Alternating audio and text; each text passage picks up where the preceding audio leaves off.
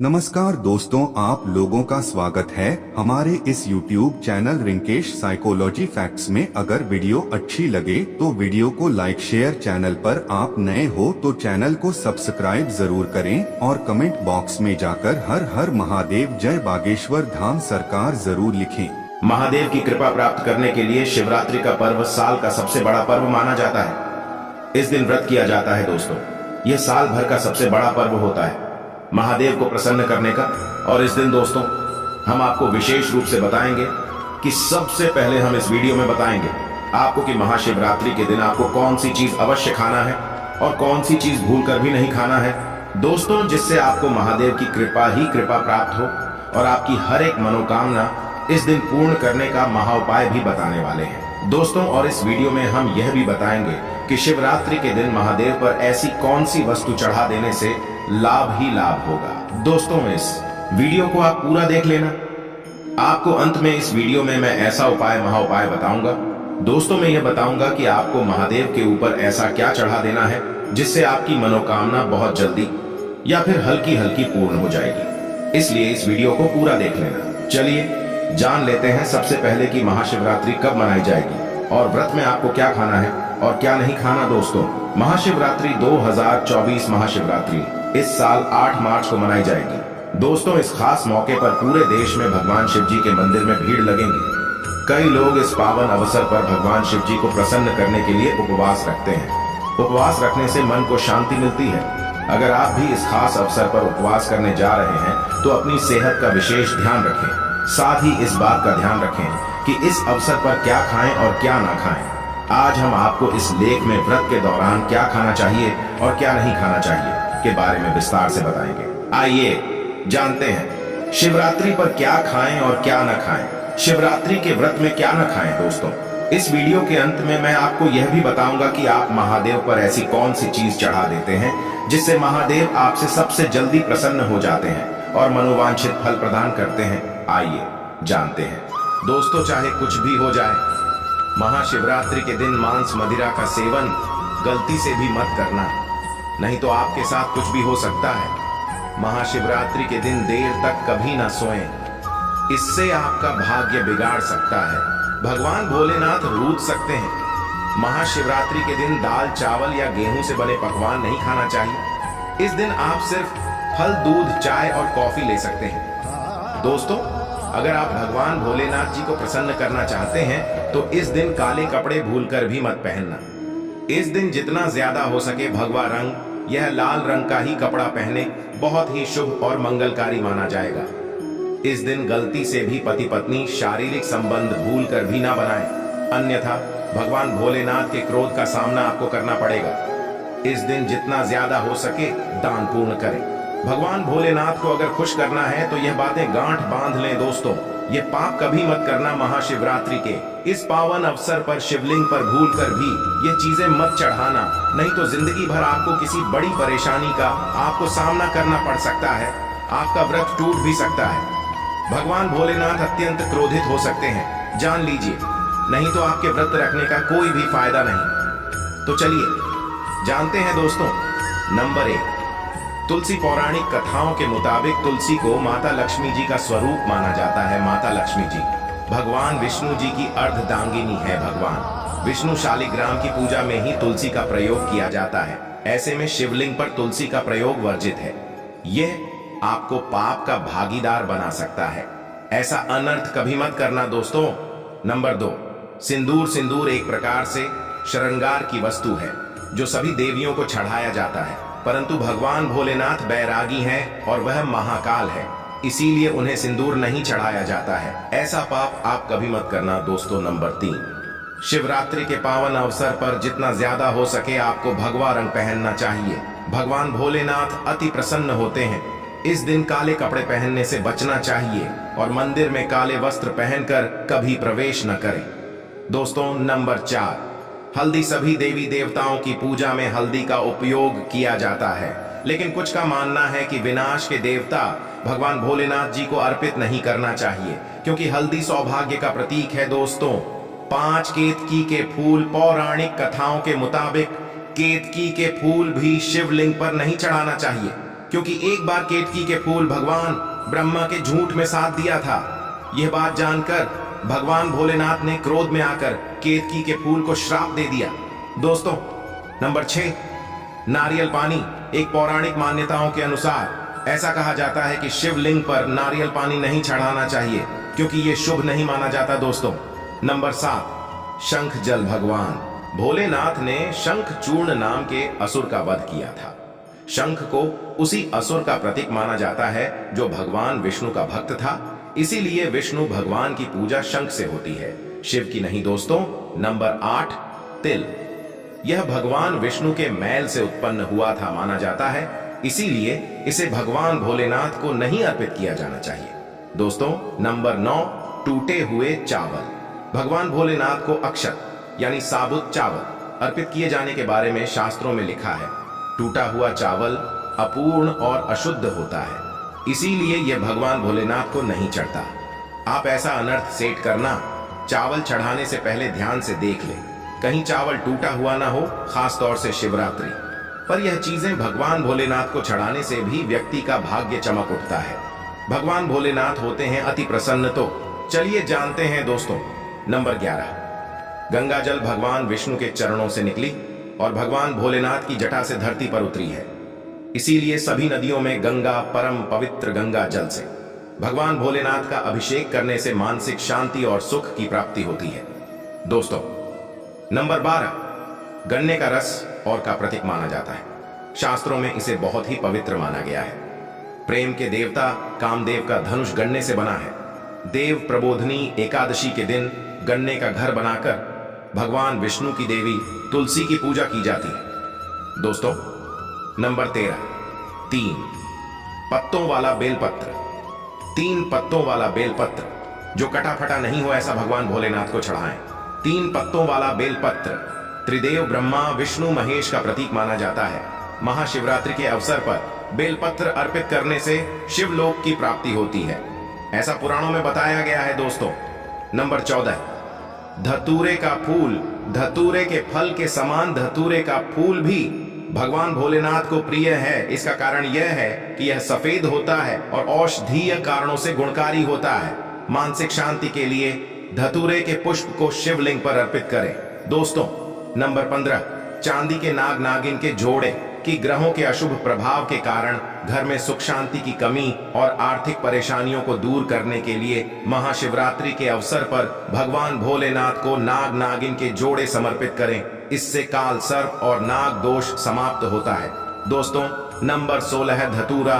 भांग की तरह धतूरा भी एक जड़ी बूटी है। भगवान भोलेनाथ के सिर पर चढ़े विष के प्रभाव को दूर करने के लिए धतूरे का प्रयोग भी किया गया था, इसीलिए भगवान भोलेनाथ को धतूरा भी प्रिय है। महाशिवरात्रि के अवसर पर शिवलिंग पर धतूरा अर्पित करें, इससे शत्रुओं का भय दूर होता है, साथ ही धन संबंधी मामलों में उन्नति होती है। दोस्तों, नंबर 17 भांग। भगवान भोलेनाथ ने हलाहल विषपान किया। इस बीज के उपचार के लिए कई तरह की जड़ी बूटियों का प्रयोग देवताओं ने भी एक है, इसीलिए भगवान भोलेनाथ को अत्यंत प्रिय है। और से शिवरात्रि के अवसर पर भांग के पत्ते को पीसकर दूध या जल में घोलकर भगवान भोलेनाथ का अभिषेक करें तो रोगों से मुक्ति मिलती है। दोस्तों, अब बात करते हैं कि आपको महाशिवरात्रि व्रत में क्या खाना। देखिए दोस्तों, जो महाशिवरात्रि होती है वह गंगा जल की हर एक बूंद की तरह पवित्र मानी गई है, शुभकारी मानी गई है। हमारे हिंदू परंपरा में शिवरात्रि का बहुत महत्व है और यह पर्व फाल्गुन मास के कृष्ण पक्ष की चतुर्दशी को मनाया जाता है। भगवान भोलेनाथ भोले भंडारी हैं। वे एक लोटा जल से भी प्रसन्न हो जाते हैं, मात्र एक बेलपत्र से भी अति प्रसन्न हो जाते हैं। लेकिन भगवान भोलेनाथ शीघ्र ही गुस्सा भी हो जाते हैं। जहां भगवान भोलेनाथ को कुछ चीज प्रिय है तो वहीं कुछ चीज आप यह भी हैं, कुछ चीज ऐसी हैं जिनका भगवान भोलेनाथ की पूजा में अगर इस्तेमाल ना किया जाए तो भगवान भोलेनाथ का पूजन अधूरा रह जाता है। वही कुछ चीजें ऐसी होती हैं जो अगर अनजाने में आप भगवान भोलेनाथ को अर्पित कर देंगे तो उससे भगवान भोलेनाथ आपसे रुष्ट हो जाएंगे। इसलिए भगवान भोलेनाथ की पूजा करते समय कुछ बातों का विशेष ध्यान रखना चाहिए। आज के इस वीडियो में हम आपको बताएंगे कि महाशिवरात्रि के पावन पर्व पर क्या करें क्या ना करें। कौन सी ऐसी वस्तुएं हैं जो भगवान भोलेनाथ को अति प्रिय हैं और कौन सी ऐसी वस्तु है जो भगवान भोलेनाथ को बिल्कुल भी प्रिय नहीं है, और कौन सी वस्तु है जो भगवान भोलेनाथ को भूल से भी अर्पित नहीं करना चाहिए। दोस्तों, सबसे पहले जानते हैं कि महाशिवरात्रि के पावन पर्व पर क्या करना चाहिए जिससे कि भगवान भोलेनाथ और माता पार्वती का आशीर्वाद आपको प्राप्त हो। महाशिवरात्रि के दिन भगवान भोलेनाथ की पूजा सफेद या लाल रंग के वस्त्र धारण करके ही करें। सफेद और लाल रंग के वस्त्र धारण कर भगवान भोलेनाथ का पूजन करना बहुत ही शुभ माना जाता है। यदि संभव हो तो इस दिन पूजा में बिना सिले हुए वस्त्र पहने महाशिवरात्रि के पावन पर्व पर भगवान भोलेनाथ की शिवलिंग का पूजन अवश्य ही करें। शास्त्रों के अनुसार महाशिवरात्रि के दिन ही भगवान भोलेनाथ शिवलिंग के रूप में प्रकट हुए। इसलिए इस दिन शिवलिंग का पूजन करना सबसे ज्यादा श्रेष्ठ माना जाता है। शिवलिंग का पूजन करने से भगवान भोलेनाथ और माता पार्वती की असीम कृपा प्राप्त होती है। वैसे तो महाशिवरात्रि पर भगवान भोलेनाथ का पूजन रात्रि के चारों पहाड़ में किया जाता है। दोस्तों, इस बार पंचांग के अनुसार फाल्गुन माह के कृष्ण पक्ष की चतुर्दशी तिथि की शुरुआत 8 मार्च रात में 9:47 से होगी। इस तिथि का समापन अगले दिन 9 मार्च शाम 6:17 पर होगा। महाशिवरात्रि व्रत के दिन भगवान भोलेनाथ जी की उपासना निशिता काल में की जाती है, इसलिए महाशिवरात्रि व्रत इस साल 8 मार्च 2024 शुक्रवार के दिन रखा जाएगा। दोस्तों, अब बात करते हैं कि आप लोग किस पहर में कितने समय पूजन कर सकते हैं। प्रथम पहर पूजन समय 8 मार्च को शाम 6:25 से शुरू होगा और समापन रात 9:28 को होगा। दूसरा पहर पूजन समय 8 मार्च को रात 9:28 से शुरू होगा और समापन 9 मार्च को रात 12:31 पर होगा। तीसरे पहर पूजन समय मार्च को रात 12:31 से शुरू होगा और समापन सुबह 3:34 पर होगा। दोस्तों, महाशिवरात्रि का मतलब है भगवान भोलेनाथ का रात्रि के समय पूजन करना। इससे भगवान भोलेनाथ अतिशीघ्र ही प्रसन्न हो जाएंगे और आपको मनचाहा वरदान देंगे। महाशिवरात्रि पर भगवान भोलेनाथ के साथ माता पार्वती जी की पूजा भी अवश्य ही करें। ऐसा करने से आपको भगवान भोलेनाथ के साथ माता पार्वती जी का भी आशीर्वाद प्राप्त होगा। शिवरात्रि के दिन भगवान भोलेनाथ की शिवलिंग पर बेलपत्र अवश्य ही अर्पित करें। बेलपत्र भगवान भोलेनाथ को अति प्रिय है। बेलपत्र के बिना भगवान भोलेनाथ का पूजन अधूरा माना जाता है। बेलपत्र एक पत्ता नहीं माना जाता। एक डांडी में जो 3 पत्ते जुड़े हैं उन्हें बेलपत्र कहा जाता है। एक डांडी में 3 जुड़े हुए बेलपत्र ही शिवलिंग पर अर्पित करें और चंदन से उस पर ओम नमः शिवाय लिख करके अर्पित करें। ऐसा करने से भगवान भोलेनाथ की कृपा प्राप्त होती है। महाशिवरात्रि के दिन भगवान भोलेनाथ को पूजा में अक्षत अर्पित करें। ऐसा करने से आपको भगवान भोलेनाथ जी का आशीर्वाद प्राप्त होगा। इस दिन रात्रि में भगवान भोलेनाथ का जागरण अवश्य करना चाहिए, जिससे आपको महाशिवरात्रि का पूर्ण फल प्राप्त हो सके। महाशिवरात्रि के दिन भगवान भोलेनाथ की पूजा करने से पहले भगवान श्री गणेश, भगवान कार्तिकेय, नंदी जी और माता पार्वती का पूजन अवश्य ही करना चाहिए, नहीं तो आपको पूजा का फल प्राप्त नहीं होगा। इस दिन बैल को हरा चारा अवश्य ही खिलाना चाहिए, क्योंकि बैल को नंदी जी का रूप माना जाता है, जो भगवान भोलेनाथ जी को अत्यधिक प्रिय है। दोस्तों, महाशिवरात्रि पर इन कार्यों को करने से भगवान भोलेनाथ की कृपा प्राप्त होती है। दोस्तों, अब बात करते हैं कि आपको महाशिवरात्रि के दिन क्या क्या खाना चाहिए। शिव पुराण के अनुसार माना जाता है कि महाशिवरात्रि पर व्रतधारी को धतूरा अवश्य खा लेना चाहिए। भले ही आप थोड़ा सा खाएं, लेकिन खा जरूर लें, इससे व्रत पूरा हो जाता है। इस दिन भांग खाने से संपूर्ण फलों की प्राप्ति हो जाती है।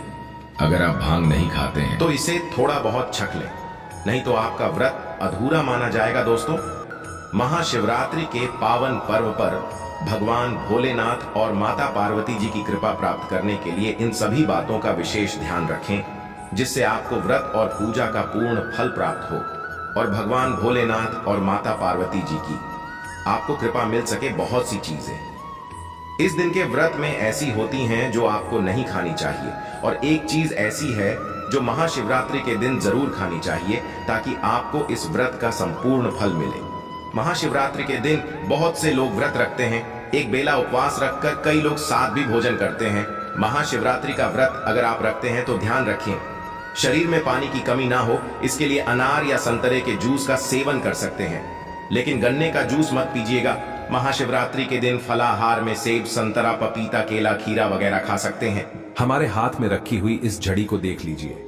जिस प्रकार भगवान शंकर को देवों के देव महादेव कहा जाता है, उसी प्रकार इस झड़ी को शंकर जटा के नाम से जाना जाता है। और ये कोई साधारण जड़ी बूटी नहीं है। इस झड़ी को जड़ी बूटी का राजा कहा जाता है। तंत्र शास्त्र में इसका बहुत ज्यादा प्रयोग है। ये जो शंकर जटा है, ये दुर्लभ जंगलों में पाई जाती है, घने जंगलों में पाई जाती है और इसे कई जगह हत्था जोड़ी के नाम से जानते हैं। ये पर्वतीय क्षेत्र में बहुत अत्यधिक पाई जाती है। तो आज जो है, आप अपना कम से कम 10 मिनट का बहुमूल्य समय जरूर दीजिए। जब इसके फायदे जानोगे तो आपके रोंगटे खड़े हो जाएंगे। ये कोई साधारण पौधा नहीं है और इसे प्राप्त करने के लिए तड़प उठोगे संजीवनी बूटी से भी। बहुत ही ज्यादा ये पावरफुल ये जो झड़ी है, ये स्वयं भगवान शंकर का स्वरूप कही गई है। दोस्तों, ये जड़ भगवान शंकर की जटा से उत्पन्न हुई है। भगवान शंकर की जटा जब धरती पर गिरी तो जटा से इस पौधे का निर्माण हुआ, इसलिए इसे शंकर जटा के नाम से जानते हैं। इसमें अनेक प्रकार की चमत्कारिक एवं दैविक शक्ति पाई जाती है। ये चमत्कारिक एवं दैविक शक्ति से भरी हुई है। दोस्तों, इसकी तुलना बेल के पौधे से किया जाता है। जिस प्रकार बेल की जड़ में अनेक प्रकार की दैविक शक्ति पाई जाती है, उसी प्रकार ये बेल की जड़ से भी ज्यादा उत्तम कही गई है। इसके अंदर में अनेक प्रकार के चमत्कारिक एवं दिव्य शक्तियां पाई गई हैं। तो इस वीडियो को आपको एक बार अपने फायदे के लिए पूरा जरूर देखना है।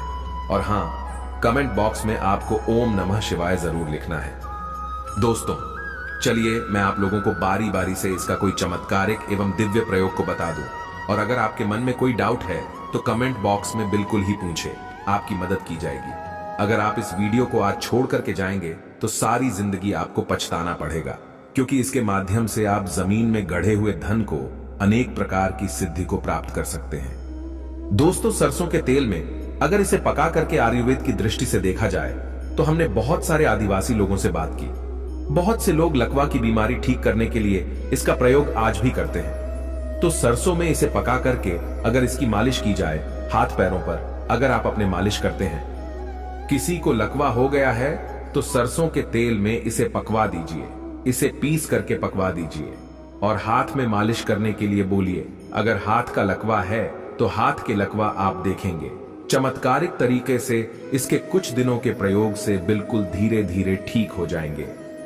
धीरे धीरे आराम होना शुरू हो जाएंगे और पहले जैसा हाथ फिर चलना शुरू हो जाएगा। अर्थात हाथ काम करना बंद कर चुका है। शरीर के किसी अंग में लकवा मार गया है, काम नहीं कर पा रहे, वह धीरे धीरे काम करना शुरू कर देते हैं। दोस्तों, अगर किसी को सिर दर्द की शिकायत बनी रहती है, अधिकांश जो पढ़ने वाले बच्चे होते हैं उनके सिर में दर्द होता है। जो लोग ऑफिस वगैरह में जॉब करते हैं, ऐसे लोगों को अत्यधिक सिर दर्द होता है, जिसे हम अदगापारी के नाम से भी जानते हैं। तो इसके 2 बूंद रस पानी में घिस करके नाक में अगर इसका 2 बूंद डाली जाए, अर्थात इसका नक्सीर किया जाए, नाक में इसके 2 बूंद डाला जाए तो भयंकर से भयंकर सिर के दर्द तथा अदगापारी की होने वाली पीड़ा दूर हो जाती है। दोस्तों, ये पौधा घर में लगाने से ग्रह क्लेश को दूर करता है। ये पौधा लगाने से घर में सकारात्मक ऊर्जा का संचार बढ़ाता है। ये घर में लगाने से सकारात्मक ऊर्जा के प्रभाव को पूरे घर में फैला देता है। ये पौधा लगाने से जैसे जैसे आकार बढ़ता है, वैसे वैसे आपके घर में तेजी से धन आना शुरू होता है। तो दोस्तों, आप में से बहुत सारे लोगों की प्रश्न रहेगा कि क्या इसे कोई भी व्यक्ति घर में लगा सकते हैं? तो बिल्कुल ही इस पौधे को कोई भी व्यक्ति लगा सकता है। और कब लगाएं? तो इसे बुधवार या फिर सोमवार के दिन लगाना होता है। दोस्तों, और किस दिशा की तरफ मुख करके लगाए तो वो भी जान लीजिए। इसे उत्तर दिशा की तरफ मुंह करके लगाना होता है। इसे दिन में लगाएं या शाम में, तो अगर आप इसे शाम के समय में लगाते हैं तो ज्यादा फलकारी रहेंगे। क्या मनी प्लांट या फिर कोई और अन्य पौधे उसके साथ में इसे लगा सकते हैं? तो बिल्कुल ही। अगर आपके पास में कोई और अन्य पौधे हैं तो उनके साथ में गमले में आप इसे लगा सकते हैं। दोस्तों, चलिए मैं आप लोगों को इसके दिव्य एवं चमत्कारी प्रयोग बताने का प्रयास करूंगा, जो कि आपको ध्यान से देखना है, ध्यान से सुनना। दोस्तों, इसकी जड़ के नीचे अगर दीपक जलाया जाए 3 महीने तक नित्य तो गुप्त धन और गढ़े धन की प्राप्ति होती है। इसके नाम और भी विभिन्न प्रकार के कहे गए हैं। हम इसे शंकर जटा के नाम से जानते हैं, कई जगह इसे शिव जटा के नाम से जानते हैं और कई जगह इसे हत्था झड़ी के नाम से जानते हैं। क्योंकि ये हाथ के आकार की इसकी झड़ी होती है, इसलिए कई जगह हत्था झड़ी के नाम से जानते हैं। क्या इसे हम ताबीज में पहन सकते हैं? बिल्कुल ही, आप इसे ताबीज में डाल करके पहन सकते हैं। ताबीज में अगर आप इसे डाल करके पहनते हैं तो आपको अनगिनत चमत्कारिक फायदे मिलते हैं। चलिए मैं आप लोगों को बताना चाहूंगा इसके दिव्य एवं चमत्कारिक प्रयोग को। दोस्तों, ये कोई साधारण झड़ नहीं, भगवान शंकर की स्वयं जटा है, इसलिए इसका नाम शंकर जटा पड़ा है। शंकर जटा को घिसकर तिलक लगाने से आज्ञा चक्र जागृत होता है एवं मन स्थिर रहता है। दोस्तों, तबीज में डाल करके पहनने से शनि, राहु, केतु तथा ग्रहों की विपरीत प्रभाव समाप्त होता है। अगर आपके जीवन में कोई ग्रह आपको बहुत परेशान कर रहा है, लेकिन आपको समझ में नहीं आ रहा है कि आपकी जीवन में जो परेशानी आ रही है, जीवन में आपके जो तकलीफ आ रही है, जीवन में आपके जो कष्ट आ रहे हैं, उस कष्ट को आप पहचान नहीं पा रहे हैं, तो इसके झड़ को कोई सा भी ताबीज में डाल करके पहनिए। 100% आपको लाभ मिलेंगे। दोस्तों, ग्रहों के कारण आपके जीवन में जो उतार चढ़ाव आ रहे हैं, आपके जीवन में जो पीड़ा है, राहु केतु के कारण आपकी प्रगति रुक चुकी है, वह प्रगति फिर से घोड़े की रफ्तार से दौड़ेगी। दोस्तों, और हां, आपकी जीवन में जो कष्ट अभी चल रहा है, इसके पहनने के बाद आप देखना वो कष्ट दूर हो जाएंगे। ये झड़ पूजा रूम में अगर आप रखते हैं, बहुत से लोग अपने घर में पूजा रूम बना करके रखते हैं, या फिर आपके घर में मंदिर है तो बहुत ही सुंदर है। अगर आप इसे अपने पूजा रूम में रखते हैं या घर के मंदिर कक्ष में रखते हैं तो ये लक्ष्मी को बांधने का काम करती है। चाह करके भी लक्ष्मी आपके घर का त्याग नहीं कर सकती। दोस्तों, आपके घर में स्थायी लक्ष्मी की प्राप्ति होगी, अर्थात आपके घर में लक्ष्मी स्थायी रूप से बंध जाएंगी। दोस्तों, कहा जाता है कि शंकर जटा को सरसों के तेल में पका करके हाथ में मलने से हाथ के दर्द एवं लकवा जैसी भयानक बीमारी भी ठीक हो जाती है। इसके झड़ को घिस करके नित्य 6 महीने तक तिलक करने से वाक सिद्धि की प्राप्ति होती है। ध्यान से सुनिएगा, 6 महीने तक इसका तिलक करने से वाक सिद्धि की प्राप्ति होती है और तंत्र शास्त्र में इसके बारे में स्पष्ट लिखा है। दोस्तों, तंत्र शास्त्र में कहा जाता है कि इसे नेत्रों पर लगाने से जमीन में दबा हुआ धन दिखता है। बिल्कुल ही, अगर आप अपनी जमीन में, घर के आसपास में जमीन में दबे हुए धन को देखना चाहते हैं तो इसके झड़ को घिस करके आप जो है जमीन में दबे धन के स्थान पे जाइए। आपको जहां पे शंका हो वहां पे जाइए, बिल्कुल ही जमीन में दबा हुआ धन दिखता है। पर यह प्रयोग आपको केवल गुरु या फिर रवि पुष्य नक्षत्र में करना होता है, तभी सफलकारी होता है और सूर्य उदय होते ही इसका प्रयोग करना होता है। दोस्तों, इसका नित्य 4 मास तक तिलक लगाए तो जमीन में दबा धन देखने की सिद्धि आ जाती है।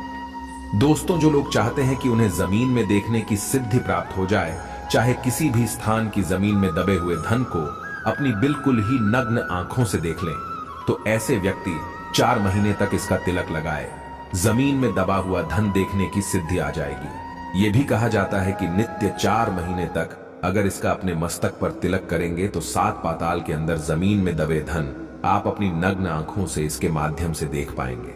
दोस्तों, ये भी कहा जाता है कि इसके 1 वर्ष के तिलक से दूर दृष्टिगोचर की सिद्धि प्राप्त हो जाती है। दूर दृष्टि का मतलब होता है कि आप दूर की चीजों को अपनी आंखों से देख पाएंगे, अर्थात आप अपने नेत्रों को बंद करेंगे, ध्यान के माध्यम से दूर की वस्तु को बहुत ही आसानी से देख पाएंगे। दोस्तों, इसलिए प्राचीन समय के सिद्ध लोग इसका बहुत उपयोग करते थे। हमने ये शंकर जटा बढ़ी मुश्किल से जंगलों के आदिवासियों से प्राप्त किया है, जो 100% शुद्ध है, और हमने इसे अपने गुरुजनों के माध्यम से शिव मंत्रों से सिद्ध करा करके रखे हैं, ताकि आप इसका जब प्रयोग करें, हमेशा जब आप खरीदें तो इसका आपको पूर्ण रूप से लाभ प्राप्त हो। दोस्तों, आपको मार्केट में और भी बहुत सारे शंकर जटा मिल जाएंगी जो कि डुप्लीकेट होते हैं। दोस्तों, आपको ओरिजिनल शंकर जटा ही लेनी है या फिर ओरिजिनल शंकर जटा का ही प्रयोग करना है, आपको 100% इसका लाभ मिलता है। यह भी कहा जाता है कि अगर कोई व्यक्ति शंकर जटा को अपने पास में रखे, अपने पॉकेट में रखें, तो कभी भी ऐसे व्यक्ति की दुर्घटना नहीं होती। आप चाहे तो अगर आप कार चलाते हैं या फिर बाइक चलाते हैं या फिर कोई बड़ा वाहन चलाते हैं, तो हमारे माध्यम से सीधे शंकर जटा को प्राप्त करके आप इसे अपनी कार में रखिए, आप अपने बाइक में रखिए, ये आपको हमेशा दुर्घटना से बचाएंगे।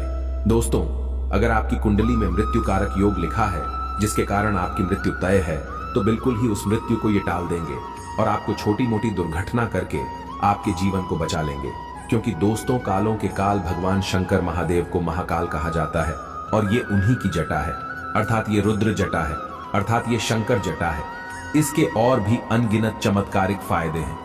ऐसा माना जाता है कि बहुत से लोगों को इस जटा को ताबीज में डाल करके पहनते ही अनेक प्रकार की दैविक सिद्धि की प्राप्ति हो जाती है, अर्थात सपने में बहुत से लोगों को भगवान शंकर जी के दर्शन होने लगते हैं, देवी देवताओं के दर्शन होने लगते हैं तथा बहुत दूर जो मंदिर के घंटे की आवाज है वो सुनाई देने लगती है, शंख की ध्वनि सुनाई देने लगती है। दोस्तों, अलग अलग लोगों में अलग अलग प्रकार की यह बिल्कुल ही अपना चमत्कार दिखाती है। दोस्तों, अब बता रहा हूं धतूरे की माला की जानकारी। जो धतूरा है, धतूरा नाम का पौधा है, इसकी जड़ की माला बनानी होती है। आप इसकी जड़ ले आना।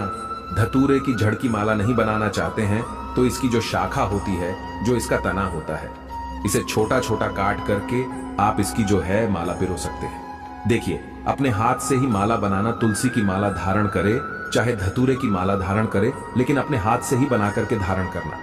मार्केट में अधिकतर मिलने वाली जितनी भी जो माला रहती है फालतू की लकड़ी से बनाई हुई होती है। तब आप बोलेंगे उनको धारण करेंगे तो गुरुजी हमें फायदा नहीं मिल रहा है। तो कहां फायदा मिलेगा? डुप्लीकेट चीज को धारण करेंगे तो ओरिजिनल अपने हाथ से स्वयं बना सकते हैं। दोस्तों, इसमें आपको क्या, बस थोड़ी सी आपको धतूरे की माला तैयार करना है। तो धतूरे की छोटी छोटी इनकी जो शाखाएं हैं, जो तना है, इन्हें काट करके माला तैयार कर लेना है। अगर आप इनकी जड़ की माला पहनते हैं तो फिर इसे अति उत्तम माना जाता है। अब जो धतूरा है, इस धतूरे को किन का स्वरूप माना जाता है? महाकाल भगवान शंकर के काल भैरव का स्वरूप माना गया है। और इसे कब पहनना चाहिए? तो इसे हमेशा शनिवार के दिन पहनना चाहिए। और इस धतूरे का जो डंठल है, इनको माला बनाकर के एक प्रकार की आपको तैयार करनी है, पिरो करके माला तैयार करनी है और आपको इसे धारण करना है शनिवार के दिन। अब इसे किस प्रकार से धारण करना होता है? तो इसे सर्वप्रथम तो भगवान शंकर को पहना देना होता है। जा करके आप जो है इसे गंगा जल के छींटे मार दीजिए। भगवान शंकर को आपको पहनाना है कि हे भगवान, मैं धतूरे नाम का ये जो पौधा है, ये आपका ही स्वरूप कहा गया है, मैं इनकी माला धारण कर रहा हूं। इनका पूर्ण रूप से मुझे फल प्राप्त हो और इन्हें आप जागृत करें। इस प्रकार से भगवान शंकर से निवेदन करते हुए आपको फिर जो शिवलिंग है उस पर धतूरे की माला को चढ़ा देना होता है। चढ़ाने पर ओम नमः शिवाय 108 बार पढ़ लेना। कोई भी व्यक्ति ओम नमः शिवाय 108 बार पढ़ सकते हैं और सोमवार के किसी भी टाइम में भगवान शंकर को चढ़ा देना। दोस्तों, इसके बाद इसे किस दिन धारण करना होता है? तो सोमवार को इसे चढ़ाने के बाद फिर बुधवार को धारण करना होता है। मंगलवार के दिन धारण मत करना, क्योंकि मंगल का जो स्वरूप है वो उग्र है। अगर आप मंगलवार के दिन इसे धारण करेंगे तो शरीर में उग्रता आती है। तो एक काम करना, सोमवार के दिन भगवान शंकर को इसे चढ़ाना है और आप चाहते हो तो इसे चढ़ाने के 3 घंटे तक भगवान शंकर जी की शिवलिंग में चढ़े रहने देना है। फिर आप धारण कर सकते हैं। और अगर आप इसे दिन भर, रात भर 24 घंटे के लिए रखते हैं और इसे बुधवार के दिन धारण करते हैं तो फिर इसे अति उत्तम कहा गया है। अब इसके फायदे सुन लीजिए। तो जिन्हें मृत्यु का भय रहता है, जो कि जैसे गाड़ी वगैरह चलाते हैं, ड्राइवर वर्ग के लोग हैं, या फिर जो लोग जैसे मृत्यु के भय से परेशान हैं, दुर्घटना से परेशान रहते हैं, ऐसे व्यक्ति अगर धतूरे की जो माला धारण करते हैं तो ये मृत्यु भय को समाप्त कर देती है। अगर आपको बड़ी दुर्घटना की आशंका या फिर जिनके साथ दुर्घटना हो चुकी हो, ऐसे व्यक्ति अगर आने वाले भविष्य में दुर्घटना से बचना चाहते हैं तो ऐसे व्यक्ति जो है धतूरे की माला धारण कर सकते हैं। धतूरे की माला धारण करने के बाद कभी भी अकाल मृत्यु व्यक्ति की नहीं होती, क्योंकि इसे महाकाल का स्वरूप कहा गया है। स्वयं आपने महाकाल को धारण किया है। और अधिकतर ये भी देखा गया है, जो रुद्राक्ष की माला है उसे भी एक मुखी रुद्राक्ष को धारण करने के बाद भी कभी भी अकाल मृत्यु और दुर्घटना नहीं होती। दोस्तों, बहुत से लोग आप में से कमेंट करते हैं, गुरुजी हम तंत्र बाधा से परेशान रहते हैं, इससे मुक्ति कैसे पाएं? तो इससे मुक्ति पाने के लिए धतूरे की जो माला है इसे जरूर धारण करें। धतूरे की माला पहनने के बाद तंत्र बाधा बिल्कुल ही नहीं सताती। तंत्र बाधा नहीं लगती, ये कोसों दूर रहती है। बहुत से लोग बोलते हैं, गुरुजी हमें शत्रु परास्त करना है, क्या करें? तो शत्रु परास्त करने के लिए भी जो धतूरा है इनकी माला पहन सकते हैं। आपके शत्रु हमेशा पराजित रहेंगे। बहुत से लोगों को शत्रु सताते हैं ना। अगर आप चाहते हैं कि आपके शत्रु हमेशा आपसे परास्त होते रहे तो धतूरे की जो जड़ की माला है ये बिल्कुल ही आप धारण करें। राजनीतिक वर्ग से जो लोग जुड़े हैं, विजय प्राप्त करना चाहते हैं, ऐसे व्यक्ति भी धतूरे के झड़ की माला धारण करें। धतूरे की माला पहने, राजनीतिक क्षेत्र में आपको सफलता मिलेगी। जहां भी आप जाएंगे आपको तरक्की मिलेगी। कभी भी आपको कोई पराजित नहीं कर पाएगा। आप हमेशा अपराजित रहेंगे। दोस्तों, शनि पीढ़ा से जो लोग छुटकारा पाना चाहते हैं, शनि की 7.5 है, अढ़ैया है, पौनी दशा लगी है, पौनी की किसी भी प्रकार की शनि की जो दशा लगी है, आप इनसे छुटकारा पाना चाहते हैं, क्योंकि शनि के कारण ही हमारे जीवन में बर्बादी आती है। हमारे घर में लक्ष्मी नहीं आती, हमारे घर में बहुत सारी समस्या आने लगती है। और हर मनुष्य के जीवन में 3 बार शनि जरूर आता है। तो शनि से छुटकारा पाना चाहते हो तो धतूरे की माला जरूर धारण करें, क्योंकि जो धतूरा है काल भैरव का स्वरूप कहा गया है। धतूरा जो है महाकाल का स्वरूप कहा गया है। धतूरे की माला धारण करने के बाद फिर शनि आपको परेशान नहीं करते हैं, आपसे कोसों दूर रहते हैं, आपके ऊपर अपनी कुदृष्टि भी नहीं डालेंगे।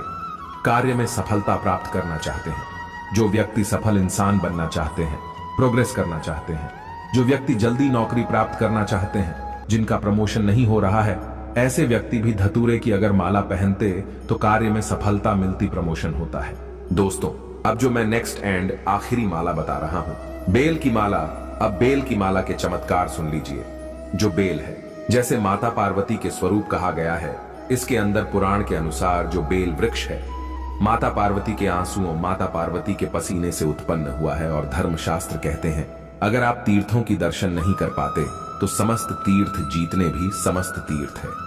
वो बेल वृक्ष की जड़ में आकर के निवास करते हैं। जितने भी पुण्य आत्माएं हैं, जितने भी देवी देवता हैं, सब बेल वृक्ष की जड़ में है। जड़ को इसकी मूल कहा जाता है। इसकी जड़ में साक्षात ब्रह्मदेव भी निवास करते हैं। ब्रह्मदेव के साथ साथ समस्त तीर्थ। इसका जो मध्य भाग है, इसे भगवान विष्णु जी का स्वरूप कहा गया है। इनके मध्य भाग में भगवान विष्णु जी का वास माना जाता है, तथा जो ऊपरी हिस्सा है, इसमें सदा शिव भगवान शंकर जी वास करते हैं। और बेल के जितनी भी पत्ती हैं, ये सब लक्ष्मी का स्वरूप कहा गया है। दोस्तों, कहीं ना कहीं किसी ना किसी दृष्टि से जो बेल का वृक्ष है, ये पीपल से भी अति उत्तम कहा गया है, क्योंकि समस्त तीर्था इनकी जड़ में आकर के मूल में निवास करते हैं। और साथ ही साथ समस्त देवी देवता बेल के वृक्ष पर ही रहते हैं। और बेल के वृक्ष को स्वयं साक्षात मां लक्ष्मी का स्वरूप कहा गया है। तो बेल के वृक्ष की माला कब पहननी चाहिए? तो इसे सोमवार के दिन पहननी चाहिए। कैसे पहननी चाहिए? तो शिवलिंग पर इसे 24 घंटे के लिए बेल की माला बनाएंगे। इसके डंठल की माला तैयार करना होती है। इसके डंठल की माला बना लेना, इसके बाद इसे भगवान शंकर को पहना देना। और इसे आप जो है सोमवार के दिन धारण कर सकते हैं। गंगा जल छिड़क करके स्नान कराने के बाद एक बार भगवान शंकर को पहना देना, और उसी दिन शाम के टाइम में पहन सकते हैं। दोस्तों, अब इसके फायदे सुन लीजिए।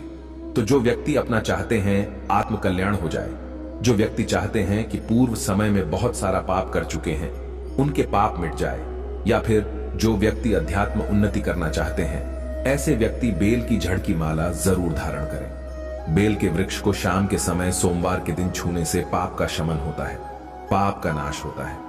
धर्मशास्त्रों में लिखा है, जिंदगी में अगर आप चाहते हैं कि आपकी जिंदगी में बहार आ जाए, आपकी किस्मत सितारे जैसी चमके, तो बेल की जड़ की माला जरूर धारण करें। जहां भी जाएंगे बिल्कुल ही आपकी किस्मत सितारे जैसी चमकेंगी। आप हर तरह से सफल होंगे, असफल होने के नाम ही नहीं होगा। अटके काम आपके पूरे होने लगेंगे, लक्ष्मी की प्राप्ति होती है। कठिन मेहनत करने के बाद भी सफल नहीं हो पा रहे हैं, धन लक्ष्मी जुटा नहीं पा रहे हैं। दोस्तों, बहुत से लोग आप में से कमेंट करते हैं ना, गुरुजी हम दिन भर मेहनत करते हैं, लेकिन इनके बाद भी एक वक्त तक की सही तरीके से रोजी रोटी नसीब नहीं हो पा रही है। तो ऐसे व्यक्ति बेल की जड़ जरूर जो है माला धारण करें। बिल्कुल ही लक्ष्मी की प्राप्ति होती है, लक्ष्मी सिद्ध हो जाती है। भगवान शंकर तथा माता पार्वती की कृपा प्राप्त करना चाहते हैं, ऐसे व्यक्ति भी बेल के जड़ की माला जरूर धारण करें, क्योंकि शिव और शक्ति ये दोनों मिलकर के सिद्धि बनते हैं। कहने का मतलब है कि बहुत से आप में से लोग ऐसे हैं जो कि सिद्धि प्राप्त करना चाहते हैं। दोस्तों, कमेंट करते हैं, गुरुजी हमें भूत भविष्य वर्तमान देखने की सिद्धि चाहिए। गुरुजी हम ऐसे हैं वैसे हैं तो सारी। अगर आप सिद्धि प्राप्त करना चाहते हैं तो बेल की जड़ से कोई भी मंत्र जाप कीजिए, वह मंत्र जल्दी सफल हो जाता है, सिद्धि की प्राप्ति होती है। मोक्ष की प्राप्ति करने के लिए भी बेल की माला पहन सकते हैं। ऐसा देखा गया है, जो व्यक्ति बेल की माला धारण करे हुए होते हैं, ऐसे व्यक्ति की अगर मृत्यु हो जाए तो मोक्ष की प्राप्ति होती है।